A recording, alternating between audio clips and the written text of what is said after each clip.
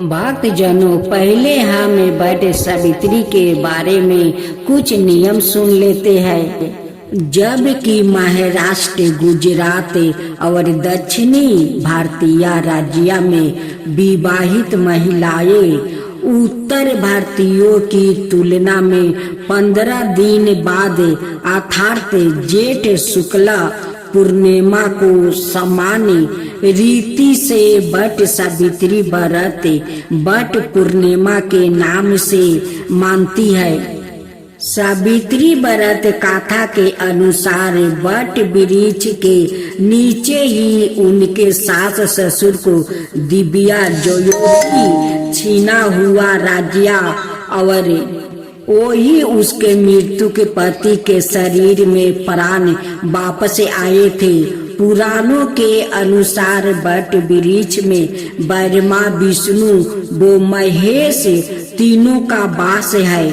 इसके नीचे बैठकर पूजन, व्रत कथा आदि सुनने से मनोकामना पूरी होती है। भगवान बुद्ध को इसी वृक्ष के नीचे ज्ञान प्राप्ति हुआ था। अतः वट वृक्ष को ज्ञान निवारण भी शीघ्राहु का पूरक माना गया है। सावित्री को भारतीय संस्कृति में आदर्श नर्तकी, सौभाग्यवती व्रता के लिए ऐतिहासिक चित्रा माना जाता है। सावित्री का अर्थ वेद माता, गायत्री और सरस्वती भी होती है। वट वृक्ष का पूजन और सावित्री सत्यवान की कथा का स्मरण करने के विधान के कारण ही यह व्रत वट सावित्री के नाम से प्रसिद्ध हुआ है।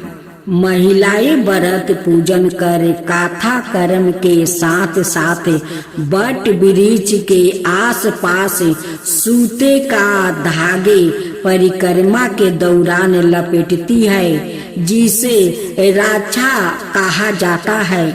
साथ ही पूजन के बाद अपने पति को रोली और अक्षत लगाकर चरण स्पर्श कर प्रसाद मिष्टन वितरित करती है।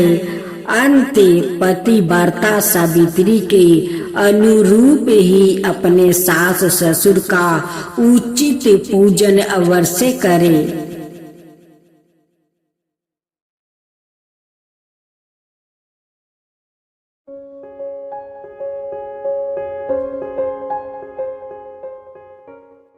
भक्तजनों, आज आप सुने जेठ माह की वट सावित्री व्रत कथा। भरदा देश के एक राजा थे जिनका नाम अश्वपति था। भरदा देश के राजा अश्वपति के कोई संतान नहीं थी। उन्होंने संतान की प्राप्ति के लिए मंत्रोच्चारण के साथ प्रतिदिन 1 लाख आहुतियां दिया। 18 वर्ष तक यह अनुष्ठान जारी रहा।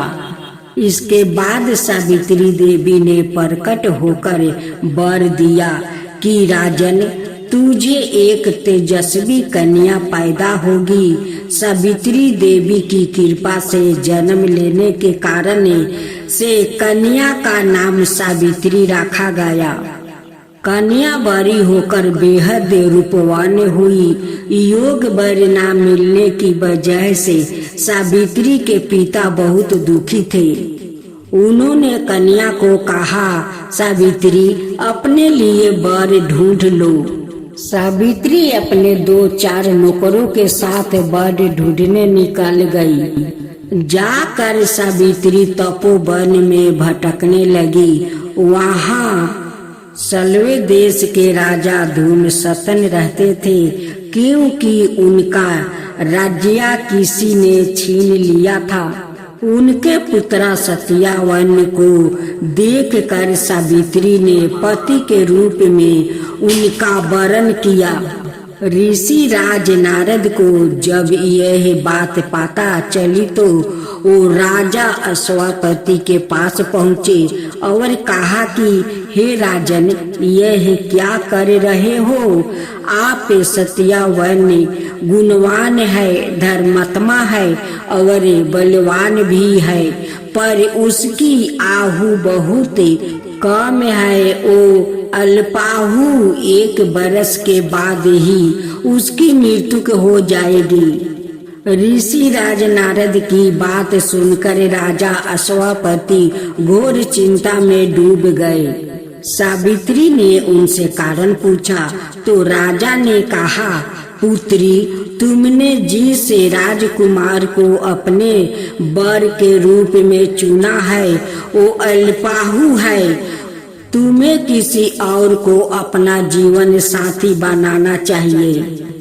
इस पर सावित्री ने कहा कि पिताजी, आर्या कन्याएं अपने पति का एक बार ही वरण करती है, राजा एक बार ही आज्ञा देते हैं और पंडित एक बार ही प्रतिज्ञा करते हैं और कन्यादान भी एक बार ही किया जाता है।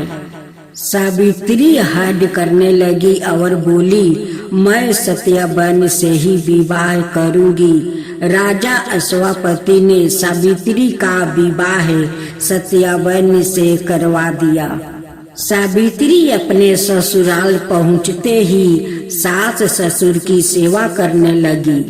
समय बीतता चला गया। नारद मुनि ने सावित्री को पहले ही सत्यवन की मृत्यु के दिन के बारे में बता दिया था। वो दिन जैसे जैसे करीब आने लगा, सावित्री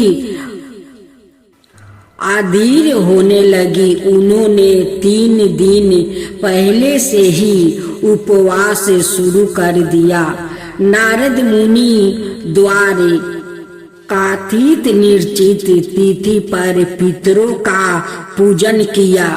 हर दिन की तरह सत्यवन उस दिन भी लकड़ी काटने जंगल चले गए। साथ में सावित्री भी गई। जंगल में पहुंचकर सत्यवन लकड़ी काटने के लिए एक पेड़ पर चढ़ गया।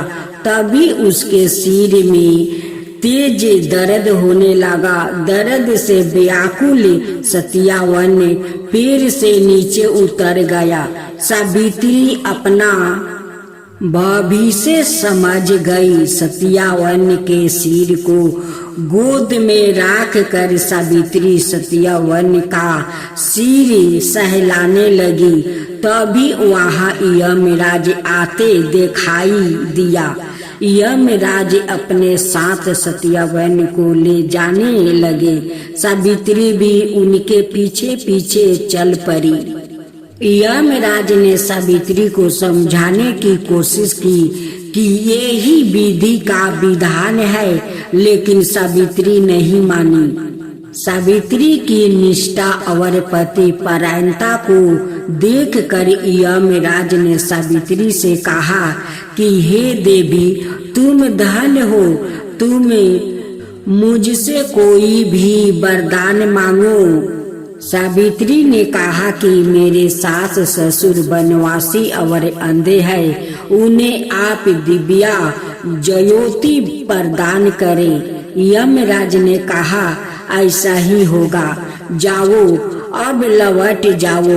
लेकिन सावित्री अपने पति सत्यवन के पीछे पीछे चलती रही। यमराज ने कहा, देवी तुम वापस जाओ। सावित्री ने कहा, भगवान, मुझे अपने पति देव के पीछे पीछे चलने में कोई परेशानी नहीं है। अब दूसरा। सावित्री बोली, हमारे ससुर का राज्य छीन गया है, उसे पुनः वापस दिला दीजिए।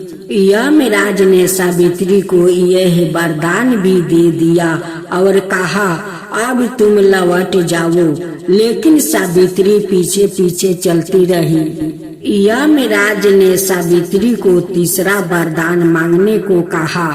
इस पर सावित्री ने 100 संतानों और सौभाग्य का वरदान मांगी। यमराज ने इसका वरदान भी सावित्री को दे दिया। सावित्री ने यमराज से कहा कि प्रभु, मैं एक पतिव्रता पत्नी हूँ और आपने मुझे पुत्र पति होने का आशीर्वाद दिया है। यह सुनकर यमराज को सत्यवान के प्राण छोड़ने पड़े। यमराज अंत ध्यान हो गए और सावित्री उसी बट वृक्ष के पास आ गई जहाँ उसके पति का मृत्यु शरीर पड़ा था। सत्यवान जीवित हो गया और दोनों खुशी खुशी अपने राज्य की ओर चल पड़े। दोनों जब घर पहुँचे तो देखा कि माता पिता को दिव्या ज्योति प्राप्ति हो गई है। इस प्रकार सावित्री सत्यवान चिरकाल तक राज्य सुख भोगते रहे।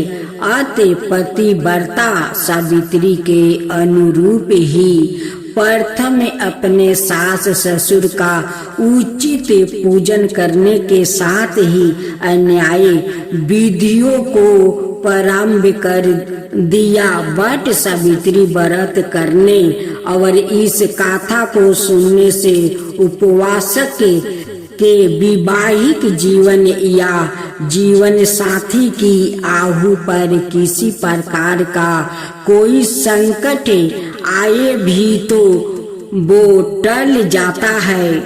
सब सुहागिनों मिलकर एक साथ बोलो, सावित्री माता की जय हो, सावित्री माता की जय हो।